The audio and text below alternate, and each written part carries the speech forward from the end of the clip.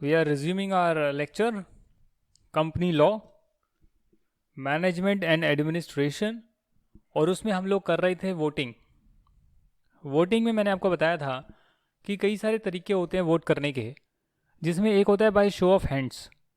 अगर show off hand से बात नहीं बनती है और कोई ऑब्जेक्ट करता है, उस केस में जो है हम डिमांड फॉर पोल भी करते हैं। मतलब डिमांड फॉर पोल आता है तो हम पोल भी करवाते हैं, और उसका सेक्शन नंबर 109 आज हम पढ़ने वाले हैं।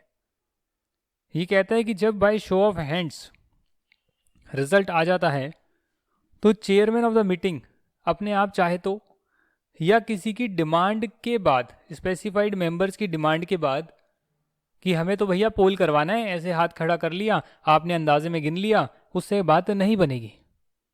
किसी के पास ज़्यादा शेयर हो सकते हैं, बट उसका हैंड बाय हैंड तो आपने एक ही काउंट किया। इसीलिए अगर डिमांड की जाती है बाय स्पेसिफाइड मेंबर्स, यानी कि जिस कंपनी में शेयर कैपिटल है उसमें कम से कम 1/10 of the total voting power जो होल्ड करते हैं वो डिमांड करते हैं, या फिर कम से कम 5 लाख रुपए जो है या उससे ज़्यादा की जो है शेयर्स को होल्ड करते हैं, पेड अप शेयर कैपिटल को होल्ड करते हैं, वो डिमांड करते हैं। दोनों में से कोई भी। अगर हायर अमाउंट प्रिस्क्राइब्ड है 5 लाख से ज़्यादा, तो in that case higher amount, जो कि अभी फिलहाल कोई प्रिस्क्राइब्ड नहीं है, तो इसके लिए 1/10 of the total voting power या 5 लाख रुपए जिनके पास हैं कम से कम पेड अप शेयर कैपिटल मिलाकर, वो डिमांड कर सकते हैं। हमें शो ऑफ हैंड से नहीं, हमें तो पोल करवाना है। जिस कंपनी की शेयर कैपिटल नहीं है वहां पर जिनके पास 1/10 टोटल वोटिंग पावर है या उससे ज़्यादा की वोटिंग पावर है, वो डिमांड कर सकते हैं कि हमें तो पोल करवाना है। जिन लोगों ने पोल की डिमांड करी है वो चाहे तो उसे विड्रॉ भी कर सकते हैं। ये पावर यहाँ दी गई है, कभी भी विड्रॉ कर सकते हैं। A poll demanded for adjournment of the meeting or appointment of chairman of the meeting shall be taken forthwith। अगर ऐसी डिमांड करी जाती है कि भाई हमें तो चेयरमैन को जो अपॉइंट करना है, या फिर मीटिंग का एडजॉर्नमेंट कब करना है, एडजॉर्न करें या ना करें, उसके लिए जो पोल डिमांड करे जाते हैं उसे तो तुरंत लिया जाता है। पर अगर इनके अलावा किसी और मुद्दे के लिए पोल को डिमांड किया जाता है, क्योंकि बहुत तरीके के डिसीजन लिए जाते हैं मीटिंग में, तो चेयरमैन अपॉइंट करना है उसका भी पहला डिसीजन होता है, उसके बाद और डिसीजन लिए जाते हैं। उन दोनों मुद्दों के अलावा वो लिए जाएंगे at such time not being later than 48 hours from the time when the demand was made, as the chairman of the meeting may direct। कि भैया हम जो पोल करवा रहे हैं वो इतनी देर में हम करवा रहे हैं। 48 आवर्स का मतलब होता है करीब 2 दिन। तो जो भी पोल वगैरह है वो करवाया जाएगा 48 आवर्स के विद इन। जो पोल की डिमांड आई है उस रिक्वेस्ट को पूरा किया जाएगा। पोल जहाँ पर करवाए जाएंगे वहाँ पर चेयरमैन जो है एक स्क्रूटनाइजर को अपॉइंट करेगा, जिसका काम होगा कि वो पोल के प्रोसेस को देखे and votes given on poll को भी चेक करे और उस पर अपनी रिपोर्ट दे। The result of the poll shall be deem to be the decision of the meeting on the resolution. जो पोल का रिजल्ट आएगा माना जाएगा कि वही मीटिंग का जो है रेजोल्यूशन पर जो है डिसीजन आया है, वही मीटिंग में रेजोल्यूशन का डिसीजन आया है। जो अलग अलग टाइप के डिसीजन है, रेजोल्यूशन है, पास होंगे तो डिमांड करा जाएगा, उस पर आप वोट करेंगे। तो ये सारी चीज़ें होती है। Chairman shall regulate the manner in which the poll shall be taken at the meeting and appoint such number of scrutinisers as may be necessary. इसका मतलब यह है कि जो चेयरमैन का दायित्व है कि वो पूरे पोल को जो है कंडक्ट करवा रहा है, मीटिंग को, बेसिकली जनरल मीटिंग को कंडक्ट करवा रहा है, तो जहां पर पोल होगा वहां वो स्क्रूटनाइजर को अपॉइंट करेगा, और एक से ज़्यादा भी स्क्रूटनाइजर अपॉइंट वो कर सकता है। जो स्क्रूटनाइजर है उसकी कुछ ड्यूटीज़ होती हैं। स्क्रूटनाइजर मैंने बताया था ना आपको, इंडिपेंडेंट बंदा होता है। सीए में जो है कोई भी प्रैक्टिसिंग हो सकता है, मेंबर इन प्रैक्टिस हो सकता है, एडवोकेट हो सकता है, रेप्यूट वाला बंदा हो सकता है स्क्रूटनाइजर। तो उसका ये काम होता है कि वो इंश्योर करे conduct of the polling process proper है, प्रॉपर रिकॉर्ड जो है मेंटेन किए जा रहे हैं पोल के लिए। अपनी रिपोर्ट जो है चेयरमैन को सबमिट करे, जिसमें सब डिटेल्स हो कि कितने वोट कास्ट हुए हैं फेवर में, कितने vote against the resolution cast हुए हैं। इंश्योर करे जो कंप्लायंस है रूल नंबर 21 का, सेक्शन 109 का, ये जो डिमांड ऑफ पोल है सारे सेक्शन का कंप्लायंस किया जाए। स्क्रूटनाइजर जो है अपनी रिपोर्ट दे MGT 13 फॉर्म में, जो हमने पहले भी डिस्कस करी थी। तो ये सारी जो है ड्यूटीज़ होती है स्क्रूटनाइजर की। अगर कल को क्वेश्चन आ गया स्क्रूटनाइजर की क्या ड्यूटी है, तो आपको पता होना चाहिए कि स्क्रूटनाइजर होता क्या है, होता कौन है, और उसकी ड्यूटीज़ क्या होती है। यहाँ तक की बात क्लियर, तो आगे बढ़ेंगे। The procedure describing the manner in which chairman shall get the poll process scrutinize in rule 21 is as follows. अब जो है पूरा का पूरा पोल का प्रोसेस दे रखा है।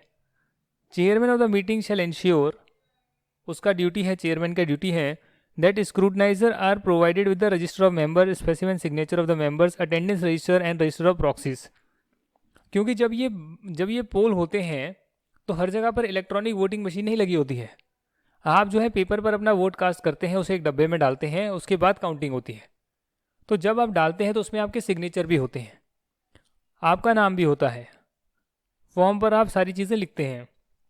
तो यहाँ पर स्क्रूटनाइजर जो वेरीफाई करने के लिए आया है, चेक करने के लिए आया है कि सारा प्रोसेस ठीक से हो रहा है नहीं हो रहा, और अपनी रिपोर्ट देने के लिए आया है, तो उसे पता होना चाहिए कि मेंबर कौन कौन से हैं, उनका स्पेसिमेन सिग्नेचर क्या है, सैम्पल सिग्नेचर, जिससे वो मैच करेगा। अटेंडेंस रजिस्टर है, प्रॉक्सी जो उनके बिहाफ पर आने वाला है मेंबर के बिहाफ पर, वो कौन है उसकी डिटेल होनी चाहिए। तो ये जो भी स्क्रूटनाइजर है उसके पास सारे डॉक्यूमेंट, सारी डिटेल्स होगी। सेक्शन 105 हम कर चुके, 112 और 13 करना बाकी है। जब करेंगे तब आप देखेंगे क्या क्या डिटेल्स चाहिए होती है। 105 तो हम पहले भी कर चुके हैं। स्क्रूटनाइजर को सारी डिटेल्स दी जाएगी। स्क्रूटनाइजर जो है वो अरेंज करेगा पोलिंग पेपर्स और उसे डिस्ट्रीब्यूट करेगा मेंबर्स को। और अगर कोई मेंबर के बिहाफ पर प्रॉक्सी आया है जो कि मीटिंग में प्रेजेंट है तो उन्हें भी देगा। अगर कोई जॉइंट शेयर होल्डर्स हैं तो उस केस में जिसका नाम पहले लिखा हुआ है रजिस्टर में कि भैया इसमें 4 मेंबर हैं, एक शेयर के 4 हकदार हैं, जॉइंट होल्डर्स हैं, तो नाम लिखा है पहला, दूसरा, तीसरा, चौथा, तो पहले वाला जो नाम है उसको वो पकड़ा देगा। ठीक है ना, जो भी सबसे पहला वाला बंदा प्रेजेंट होगा उसको पकड़ा देगा। अगर किसी शेयर के जॉइंट होल्डर्स हैं, जॉइंट होल्डर का मतलब एक से ज़्यादा होल्डर्स हैं, जैसे जॉइंट अकाउंट खुलता है ना वैसे। और पोलिंग पेपर जो है वो भी दे देगा। MGT 12 जो फॉर्म है उसमें पोलिंग पेपर देगा, उसका एक फॉर्मेट बना हुआ है, आप गूगल करके देख सकते हैं ज़्यादा नॉलेज लेने के लिए। Scrutiniser shall keep a record of the polling paper received in response to poll by initialling it. जो भी पोलिंग पेपर उसको वापस मिलेंगे उन सब का रिकॉर्ड वो रखेगा और उस पर इनिशियल कर भी रखेगा कि भैया हाँ ये मुझे रिसीव हो गया, ये मुझे रिसीव हो गया है। उसे जो है लॉक कर देगा, सील कर देगा एक एम्प्टी पोलिंग बॉक्स में in presence of the members and proxies. सब कुछ कलेक्ट करो, डब्बे में डालो सबके सामने। उसे फिर ओपन करेगा 2 पर्सन जो कि विटनेस होंगे, मतलब कि मेंबर्स के प्रेजेंस में एक क्लोज्ड बॉक्स में डाल दिया, पर उस डब्बे को जो खोलेगा जिसके अंदर सबके वोट्स पड़े हैं वो 2 विटनेस के प्रेजेंस में खोलेगा, ताकि पता लगे कि इसको कोई चेंज नहीं कर रहा है। अगर कोई एम्बिग्यूटी वगैरह होगी तो स्क्रूटनाइजर जो है वो एक बार चेक करेगा चेयरमैन की कंसल्टेशन में कि भैया कुछ एम्बिग्यूटी है, ये प्रॉक्सी है भी या नहीं है, ये कोई दूसरा बंदे ने तो वोट नहीं कर दिया है। अगर कोई भी कन्फ्लिक्ट होगा तो चेयरमैन की हेल्प से जो है डिसीजन लिया जाएगा क्या सही है। ये पूरा का पूरा प्रोसेस दे रखा है पोलिंग का। Scrutiniser shall ensure that if a member who has appointed a proxy has voted in person the proxies vote shall be disregarded. यानी कि एक मेंबर ने अपना प्रॉक्सी भेजा, प्रॉक्सी के लिए जो है उन्होंने जो है कंपनी को बताया कि मेरी जगह कोई और आएगा, पर एक्चुअली में मेंबर पहुंच गया और मेंबर पहुंचकर वोट भी कास्ट कर देता है, तो उस केस में प्रॉक्सी भी हो सकता है आया हो उसका, बट अगर मेंबर ने वोट कर दिया तो प्रॉक्सी का वोट नहीं माना जाएगा। स्क्रूटनाइजर काउंट करेगा पोल को और अपनी रिपोर्ट प्रिपेयर करेगा जिसको एड्रेस करेगा to the chairman. Where voting is conducted by electronic means under the provision of section 108 जो हम कर चुके हैं, तो कंपनी जो है सारा सपोर्ट टेक्निकल वगैरह स्क्रूटनाइजर को प्रोवाइड करेगी ताकि जो है वो काउंटिंग इलेक्ट्रॉनिकली मेथड से भी कर पाए। स्क्रूटनाइजर जो है रिपोर्ट करेगा टोटल वोट कितने कास्ट करे हैं, वैलिड कितने हैं, इन फेवर है, अगेंस्ट कितने हैं, रेजोल्यूशन के इनवैलिड पोलिंग पेपर्स कितने हैं, कईयों ने ठीक से वोट किया ही नहीं, इनवैलिड था, बंदा ही नहीं था, वो मेंबर ही नहीं था, कोई भी आकर कर गया वोट, तो वो सारी चीज़ें जो रिपोर्ट में अपने प्रेजेंट करेगा, सबमिट करेगा चेयरमैन को जो कि काउंटर साइन करेगा। यानी कि एक तो स्क्रूटनाइजर के साइन होंगे और अगर मल्टीपल स्क्रूटनाइजर है सबके साइन होंगे और चेयरमैन के भी साइन होंगे। चेयरमैन जो है डिक्लेयर करेगा result of the voting on poll. The result may either be announced by him or a person authorised by him in writing. यानी स्क्रूटनाइजर ने चेयरमैन को सबमिट कर दी अपनी रिपोर्ट, उसके बाद चेयरमैन का दायित्व है कि वो जो है अनाउंस करे कि इस पर्टिकुलर रेजोल्यूशन पर क्या वोट हुआ है, फेवर में है, अगेंस्ट में है। चेयरमैन खुद नहीं कर सकता तो किसी को ऑथराइज कर देगा कि भाई मैं नहीं कर पा रहा, तू अनाउंस कर दे। तो ये जो पूरा प्रक्रिया है ये मैंने आपको बताया कैसे वोटिंग होती है, बाय पोल होती है। तो पहले डिमांड करी जाएगी, डिमांड कर सकते हैं 1/10 अगर पावर है वोटिंग की तो कर सकते हैं। उसके बाद स्क्रूटनाइजर अपॉइंट होएगा, उसे सारी डिटेल प्रोवाइड करी जाएगी। डिटेल प्रोवाइड करने के बाद वो वोटिंग करवाएगा, अपनी रिपोर्ट बनाकर चेयरमैन को देगा। Scrutiniser appointed for the poll shall submit a report, और जिसका फॉर्म है MGT 13। फॉर्म का नाम है, अगर आप गूगल पे टाइप करेंगे MGT 13 फॉर्म तो आपको पता लगेगा इसका फॉर्मेट क्या है और इसको कैसे कैसे लिखना है। जैसे एक रिपोर्ट राइटिंग का फॉर्मेट होता है, फॉर्मल लेटर का फॉर्मेट होता है, इनफॉर्मल लेटर का अलग फॉर्मेट होता है, स्कूलों में आपने किया होगा। सिमिलरली जो है ये जो स्क्रूटनाइजर अपनी रिपोर्ट देता है इसका भी एक फॉर्मेट है MGT 13, और ये आप गूगल से डाउनलोड कर सकते हैं। तो बस वो लोग साइन कर देंगे, चेयरमैन को सबमिट कर देंगे। यहाँ तक की बात है, मैंने पोल वाली आपको पूरी करा दी है, डिमांड फॉर पोल। अगले जो 3 पेजेस हैं 3, 4 एंड 5 वो है पोस्टल बैलेट के लिए। सेक्शन 110 का जो है एक और प्रोविजन है जहाँ पर पोस्टल बैलेट का जिक्र किया गया है, और पोस्टल बैलेट का मतलब होता है बाय पोस्ट, बाय कोरियर। यानी कि आप जो हैं मीटिंग में नहीं आ सकते, इलेक्ट्रॉनिक मीन से भी आप नहीं कर सकते वोट, तो आप जो है घर बैठे जो है चिट्ठी लिखकर भी पोस्ट कर सकते हैं। जैसे आप वहाँ पर जाकर हाथ से करते हैं ना, डिमांड बाय पोल में पेपर पे लिखकर अपना वोट कास्ट करते हैं मीटिंग में जाकर, जो भी हमने किया। मीटिंग में नहीं जा सकते तो क्या करेंगे, पोस्टल बैलेट से भी वोट कास्ट किए जा सकते हैं। जो शेयर होल्डर मीटिंग अटेंड नहीं कर सकते उनके लिए जो है पोस्टल बैलेट के लिए भी जो है अलाउ करना चाहिए। Extract of the meeting, extract of the act, act में क्या लिखा है, not with standing anything contained in this act. यानी इस एक्ट में अगर और कोई स्पेसिफिक बात इसके अगेंस्ट में नहीं लिखी है तो हर कंपनी को shall in respect of such items of business as the central government by notification declare to be transacted only by means of postal ballot, and may in respect of any item of business other than ordinary business and any business in respect of which directors and auditors, director or auditor have a right to heard at any meeting, transact by means of postal ballot। ये जो है आपके act की जो है extract है, यानी act में से निकाल कर कॉपी पेस्ट करके यहाँ पर दिया है। In such manner as may prescribed instead of transacting such business at a general meeting. क्या मतलब हो गया इसका, बताइए बताइए क्या हो गया। यहाँ पर ये लिखा है, ये कहने का मतलब ये है कि आप जो कि सेंट्रल गवर्नमेंट ने कुछ ऐसी चीज़ें बताई है जहाँ पर पोस्टल बैलेट से ही आपको जो है डिसीजन पास करना पड़ेगा, या फिर दूसरी आपके कोई भी ऑर्डिनरी बिजनेस के अलावा कोई भी बिजनेस हो जहाँ पर ऑडिटर डायरेक्टर का प्रेजेंट होना ज़रूरी हो, उन सभी मुद्दों पर आप जो है पोस्टल बैलेट से जो है करवा सकते हैं। मे, शैल का मतलब करवाया ही जाएगा, मे का मतलब करवा सकते हैं। तो शैल और मे में फ़र्क होता है जब आप लॉ की भाषा पढ़ते हैं। Okay, provided that any item of business required to be transacted by means of postal ballot, यानी खत के थ्रू जो डिसीजन पास होते हैं under clause A may be transacted at a general meeting by a company which is required to provide the facility to members to vote by electronic means under section 108 in the manner provided in that section. ये कहते हैं कि जो कंपनियों को electronic means से voting करवाने की रिक्वायरमेंट मैंडेटरी है, वो चाहे तो पोस्टल बैलेट की जगह पर जनरल मीटिंग में इलेक्ट्रॉनिक मीन्स से भी अलाउ कर सकती है। इसका मतलब ये हो गया कि अगर मेंबर अपने घर बैठा है तो वो पोस्टल बैलेट से कोरियर ही तो करेगा, वो जनरल मीटिंग में अपना लॉगिन आईडी पासवर्ड से भी जो है वोट कर सकता है उन मुद्दों पर जो सेंट्रल गवर्नमेंट ने प्रिस्क्राइब करे हैं। If a resolution is assented by all the requisite majority of shareholder by mean of postal ballot, it shall be deemed that it is passed in the general meeting। तो जो भी postal ballot से भेजते हैं, अगर वो सारे के सारे हाँ बोलते हैं, डिसीजन के फेवर में जो है अपना डिसीजन देते हैं, उस केस में माना जाएगा कि जनरल मीटिंग में हमने इस डिसीजन को पास किया है। जो मेंबर 30 दिन के विद इन अपना भेजेंगे डिसीजन, पोस्टल बैलेट के लिए आपने नोटिस डाला तो उसके 30 दिन में जिनके रिस्पॉन्स आएंगे उन्हीं को हम कंसीडर करेंगे।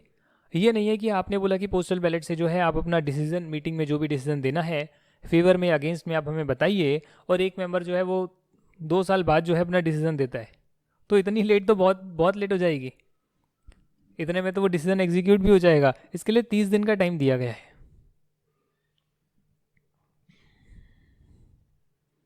ठीक है ना, ये बात यहाँ लिखी है। Manner in which postal ballot shall be conducted, ये मैनर है, जैसे कि अभी हमने पोल का किया था, पोल से कैसे होता है, डिमांड फॉर पोल में क्या प्रोसीजर होता है, वैसे ही प्रोसीजर जो है पोस्टल बैलेट के लिए दे रखा है। सबसे पहले जो है मेंबर्स को जो है, शेयर होल्डर्स को जो है एक नोटिस दिया जाएगा, साथ में जो है रेजोल्यूशन भी दिया जाएगा कि भैया आपको जो डिसीजन देना है वो किस मुद्दे पर डिसीजन देना है, आपका एग्रीमेंट है, सहमति है, नहीं है, किस मुद्दे पर, तो वो भी जो है मेंबर को देंगे और उसमें रीज़न भी बताएंगे। रिक्वेस्ट करेंगे कि आप अपनी एसेंट और डिसेंट दीजिए, चाहे आप इलेक्ट्रॉनिक मीन से दीजिए या फिर आप पोस्ट से भेजिए हमें within 30 days from the date of dispatch of notice. Notice जो है आप रजिस्टर्ड पोस्ट, स्पीड पोस्ट से भेज सकते हैं, इलेक्ट्रॉनिक मीन्स कोरियर सर्विस से आप भेज सकते हैं। साथ ही में आप जो है एक एडवर्टीजमेंट पब्लिश करेंगे वर्नाकुलर लैंग्वेज और इंग्लिश लैंग्वेज में, और वहाँ पर वही बातें बताएंगे जो हम ऑलरेडी पहले डिस्कस कर चुके हैं। तो आपने ना ही सिर्फ मेंबर को नोटिस दिया, बल्कि आपने एडवर्टाइज भी कर दिया, और उसमें आपने लिखा statement to the effect that the business is to be transacted by postal ballot which includes voting by electronic means. तो पोस्टल बैलेट में इलेक्ट्रॉनिक मीन्स को इंक्लूड कर दिया गया है। बात वही है कि घर बैठे वोट करो, उसको पोस्टल बैलेट पहले बोलते थे। रिसेंटली ई वोटिंग की फैसिलिटी भी जो है कंपनीज एक्ट ने इंट्रोड्यूस करी है, क्योंकि अब जो है टेक्नोलॉजी का बहुत ज़्यादा जो है यूज़ होने लग गया है, और इसीलिए पोस्टल बैलेट की डेफिनेशन में आप इलेक्ट्रॉनिक वोटिंग को भी कंसीडर कर लीजिए मेरे हिसाब से, है ना जी, उसमें कोई कन्फ्यूजन नहीं होनी चाहिए। तो ये आपकी एडवर्टीजमेंट में लिखा होगा कि पोस्टल बैलेट से वोट डाले जा सकते हैं। कब तक जो नोटिस हैं आपको पहुंच जाएंगे, डिस्पैच वगैरह जो हम कर रहे हैं वो आपको मिल जाएंगे, सारे के सारे डिस्पैच हो जाएंगे। वोटिंग कब से कमेंस होगी, कब एंड होगी, अगर जो है इस डेट के बाद आपका रिस्पांस आता है, कोई पर्टिकुलर डेट, 30 दिन के बाद डेफिनेटली कोई डेट होगी, इस दिन के बाद अगर आपका रिस्पांस आता है तो उसे हम वैलिड नहीं मानेंगे। आप चाहें, जिनको पोस्टल बैलेट नहीं मिलता है, पोस्टल बैलेट का फॉर्म नहीं मिलता है, वो कंपनी से डिमांड भी कर सकते हैं। ये हम कहाँ बता रहे हैं, एडवर्टीजमेंट में। यानी कंपनी कह रही है कि हमने डिस्पैच तो कर दिया, प्रोसेस है, और हमने एडवर्टाइज भी कर दिया कि हमने डिस्पैच कर दिया है, इस दिन तक मिलेगा आपको, सारे डिस्पैच कंप्लीट होंगे, नहीं मिले तो आप हमें कांटेक्ट कर सकते हैं इन रिस्पॉन्सिबल पर्सन को अपनी ग्रीवेंस लेकर। वो सारी की सारी जो चीज़ें हैं आप एडवर्टीजमेंट में पब्लिश करेंगे। साथ ही में जो है अपनी वेबसाइट पर भी कंपनी जो है उसे डिस्प्ले करेगी till the last date of receipt of postal ballot from the members. तो जो आखिरी तारीख है पोस्टल बैलेट के रिस्पॉन्सेज को रिसीव करने की, उस तारीख तक जो है कंपनी जो है अपनी वेबसाइट पर भी दिखाएगी कि भैया देखो हमने पोस्टल बैलेट से हम डिसीजन करवा रहे हैं। बोर्ड ऑफ डायरेक्टर यहाँ पर भी एक स्क्रूटनाइजर को अपॉइंट करेगा जो कंपनी के एम्प्लॉयमेंट में नहीं होना चाहिए, जो फेयर ट्रांसपेरेंट मैनर में वोटिंग प्रोसेस को कंडक्ट करवा दे। स्क्रूटनाइजर जो है वही देखेगा कि भैया मेजॉरिटी साथ में है डिसीजन के, नहीं है, वो काम होगा उसका। जो भी पोस्टल बैलेट के रिस्पॉन्सेज आएंगे वो हम सेफ कस्टडी में रखेंगे स्क्रूटनाइजर की, पोस्टल बैलेट में रखा जाएगा। हालांकि ये नहीं बताया जाएगा कि किस शेयर होल्डर ने वोट कर दिया है, अपना रिस्पॉन्स भेज दिया है, किसने नहीं भेजा है, वो डिक्लेयर नहीं किया जाएगा। ठीक है ना, बैलेट पेपर को डिस्ट्रॉय भी नहीं किया जाएगा, शेयर होल्डर की आइडेंटिटी भी जो है डिस्क्लोज नहीं करी जाएगी। जब आपकी लास्ट डेट होगी पोस्टल बैलेट के रिस्पॉन्स रिसीव करने की, उसके 7 दिन के विदिन स्क्रूटनाइजर जो है अपनी रिपोर्ट सबमिट करेगा। स्क्रूटनाइजर चाहे तो एक मैनुअल या फिर इलेक्ट्रॉनिक जो है अपना रिकॉर्ड रख सकता है कि भाई मेंबर का नाम क्या है, एड्रेस क्या है, फोलियो नंबर क्या है, क्लाइंट की आईडी क्या है, कितने वोट इसने कास्ट करे हैं, इसके पास कितने शेयर हैं, एसेंट दी है, डिसेंट दी है, एसेंट का मतलब मर्जी, सहमति दी है, डिसेंट का मतलब उसने नकारा है डिसीजन को। वो सारी की सारी स्क्रूटनाइजर का काम है रिपोर्ट बनाकर चेयरमैन को सबमिट करेगा। सेफ कस्टडी में रखा जाएगा till the chairman consider, approve and science the minutes. और उसके बाद जो है वो सारे के सारे जो पेपर्स हैं, डॉक्यूमेंट्स हैं, वो जो है कंपनी को दे दिए जाएंगे जो इन्हें प्रिजर्व करके रखेंगे। इसका मतलब स्क्रूटनाइजर का सिंपल सा इतना काम है कि वोटिंग प्रोसेस को कंडक्ट करवाना, चेयरमैन को भी नहीं बताना। चेयरमैन ने एक बार मिनट्स को साइन कर दिया, उसके बाद चेयरमैन को बोलना, भैया ये लो मेरी रिपोर्ट, इसे अपनी वेबसाइट पे पब्लिश करो, और ये जो बैलेट पेपर्स वगैरह आए हैं, जो सारे डॉक्यूमेंट्स अपने पास रखो, मेरा काम हो गया, मैंने साइन कर दे दिया। दी एसेंट और डिसेंट रिसीव्ड आफ्टर 30 डेज जो है उसे हम वैलिड नहीं मानेंगे, उसको ऐसे ही ट्रीट करेंगे कि मैनेजमेंट ने अपना रिस्पॉन्स, शेयर होल्डर ने अपना रिस्पॉन्स नहीं दिया है, वो ना के बराबर है। कंपनी की वेबसाइट पे हम रिजल्ट को लगा देंगे, वही बात है बार बार लिखी हुई है। तो यहाँ तक जो है हमने सारी चीज़ें डिस्कस कर ली है। पोस्टल बैलेट से कैसे काम होता है, पोस्टल बैलेट से कैसे काम होता है। आपका जो प्रोविज़न है रूल 20 है regarding the voting by electronic means shall apply as far as applicable to this rule in respect of voting by electronic means. मतलब जैसे कि हम बता रहे हैं कि पोस्टल बैलेट में आप इलेक्ट्रॉनिक मीन से भी जो है आप कर सकते हैं, तो वहाँ पर जहाँ जहाँ इलेक्ट्रॉनिक मीन से भी वोटिंग होगी, रूल 20 की सारी बातें, यूज़र आईडी पासवर्ड कैसे सिक्योर करना है, सारी डिटेल्स जो वहाँ पर हमने डिस्कस करी थी, वो सारे प्रोविज़न यहाँ भी एप्लीकेबल होंगे। याद करने नहीं करने भाई, मैं कहता हूँ कि याद नहीं, एक ब्रॉड माइंडसेट रखना है कि कौन पोस्टल बैलेट से कर सकता है, क्या प्रोसीजर होता है, थोड़ा बहुत आपको पता होना चाहिए। स्क्रूटनाइज़र का क्या काम होता है, कैसे वो चीज़ें बनाता है, सबमिट करता है, अपनी रिपोर्ट कंपनी की वेबसाइट पे लगाई जाती है, ये एक ब्रॉड माइंडसेट आपका होना चाहिए। कौन पोल को जो है डिमांड कर सकता है, डिमांड बाय पोल, यानी शो ऑफ हैंड्स के बाद कौन बोल सकता है नहीं हमें तो पोलिंग करवानी है। 1/10 of the share holder holding voting power, 1/10 of the voting power जिनके पास है मिल के।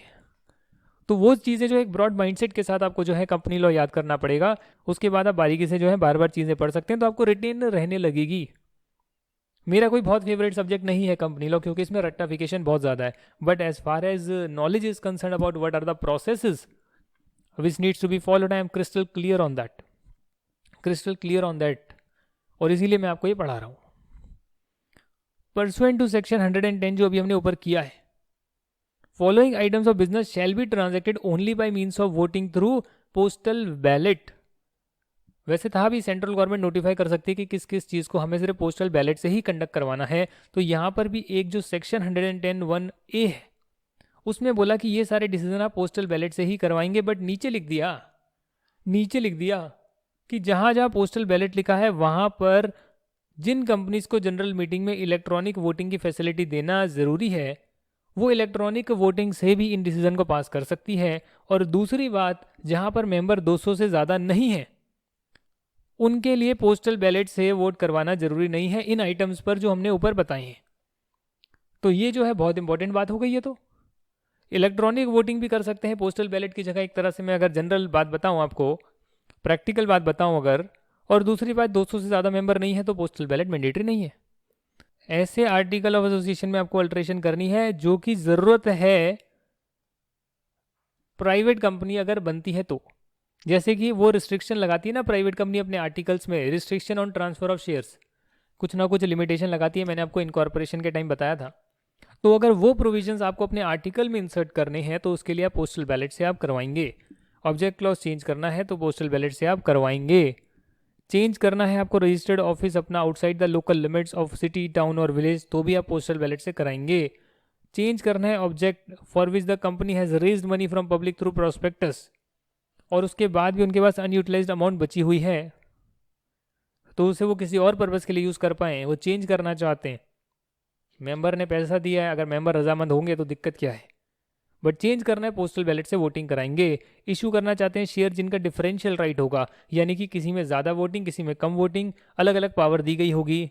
वेरिएशन करवाना है उनके राइट्स में जो एग्जिस्टिंग हमारे शेयर होल्डर, डिबेंचर होल्डर्स हैं, अदर सिक्योरिटीज़ होल्ड करते हैं, पोस्टल बैलेट से होगा।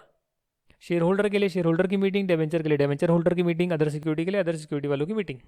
शेयर्स का बायबैक करना है, इलेक्शन करना है डायरेक्टर का अंडर सेक्शन 151 जो शायद हम बाद में पढ़ेंगे। सेल ऑफ होल और substantially the whole of an undertaking of a company, loan देना है, गारंटी देनी है, सिक्योरिटी प्रोवाइड करनी है excess of the limit specified under section 186 जो कि होती है, वो मैंने आपको शायद इंट्रोडक्शन में भी कराया था, कितना कंपनी बोरिंग ले सकती है, उसके बाद एक मीटिंग करवानी जरूरी होती है। तो ये ऐसे कुछ मुद्दे हैं जो मैंने आपको बताए। ऑब्जेक्ट क्लॉज चेंज करना, आर्टिकल में प्राइवेट कंपनी बनने के लिए कुछ आपको जो है क्लॉजेज इंसर्ट करना जो होता है, रजिस्टर्ड ऑफिस को चेंज करना, जिसने मनी रेज करी थी उसके ऑब्जेक्ट को चेंज करना, डिफरेंशियल राइट वाले शेयर्स को इशू करना, वेरिएशन राइट्स में करना, शेयर का बायबैक करना, डायरेक्टर को अपॉइंट करना या फिर अपनी अंडरटेकिंग को बेचना, ये जो सारे सारे क्लॉजेज हैं, इनमें आपको पोस्टल बैलेट की सुविधा देनी पड़ेगी, उसी से आपको वोटिंग करवानी पड़ेगी, मैंडेटरी है। बट अगर आप चाहें तो इलेक्ट्रॉनिकली भी करवा सकते हैं, और अगर आपके पास 200 मेंबर से ज़्यादा नहीं है तो आपको पोस्टल बैलेट से ये डिसीजन करवाने की ज़रूरत नहीं है। यानी नॉर्मल आप जनरल मीटिंग में करवा सकते हैं, वहाँ पर वोटिंग करवा सकते हैं, पोस्टल बैलेट की सुविधा देने की ज़रूरत नहीं है। तो ये जो थे हमने सारे जो है वोटिंग के जो हमने प्रोसेस देख लिए। अब जो वोटिंग का रिजल्ट आएगा उस रिजल्ट को हम मेंबर्स को सर्कुलेट करेंगे, और उसके बाद और क्या क्या चीज़ें होगी, मिनट्स बनेंगे, आपकी जो भी मीटिंग में डिसीजन लिए गए हैं, ये वोटिंग वगैरह हुई है, उसके बारे में हम जानेंगे और आपका ये चैप्टर कंप्लीट होगा। हालांकि जो रजिस्टर मेंटेन करना होता है उसके भी कुछ क्लॉजेज हैं, कुछ प्रोविजन है जो स्टार्टिंग में हमने छोड़े थे, वो भी मैं आपको कराऊंगा। तो अगली कुछ क्लासेस में आपका ये चैप्टर जो सबसे बड़ा चैप्टर है उसे हम कंप्लीट करेंगे। Thank you very much for watching this video. Bye, see you in the next class.